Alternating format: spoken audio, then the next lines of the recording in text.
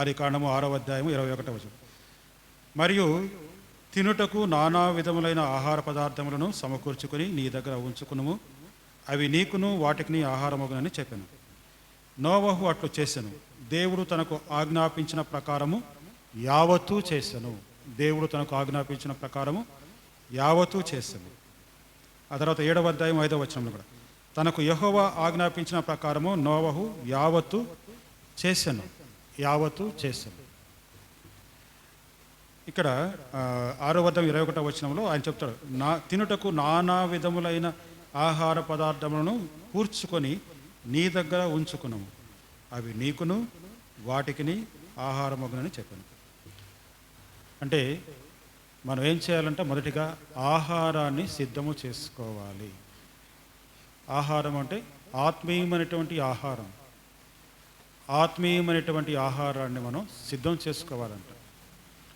ఆత్మీయమైన ఆహారం మనం సిద్ధం చేసుకుంటే అక్కడ ఏమన్నాడు, నీకును వాటికి. అంటే మనము లోకములో కలిసిపోకుండా దేవుని యొక్క వాక్యం మన హృదయంలో ఉంటే దానిని మనం జ్ఞాపకం చేసుకుంటూ దేవునిలో కొనసాగిపోయేటువంటి అవకాశం ఉంటుంది. అది మనకు ఆహారం. రెండవది వాటికి ఆహారం అంటే మరి సువార్తను మనం ఇతరులకు దేవుని యొక్క వాక్యాన్ని తెలియజేసే వారంగా ఉంటాం. ఇతరులకు కూడా మనకున్నటువంటి ఆహారాన్ని వాళ్ళకు కూడా పంచే విధంగా మనం ఉండే వారంగా ఉంటాం. అంటే మొదటిగా వాక్యాన్ని మా హృదయంలో భద్రము చేసుకోవాలి. వాక్యం అనేటువంటి ఆహారాన్ని మనము భద్రం చేసుకోవాలి. అది ఆహారం మనకు ఉంటే మన ఎన్ని కరువులు వచ్చినా ఏమి వచ్చినా మనము భయపడాల్సినటువంటి అవసరమే